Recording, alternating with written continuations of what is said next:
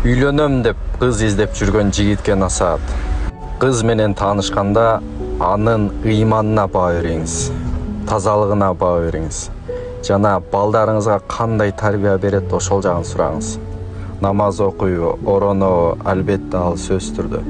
Жана тууганым, процент менен эсептесек, дүйнөгө 50%тен азыраагына көңүл буруңуз.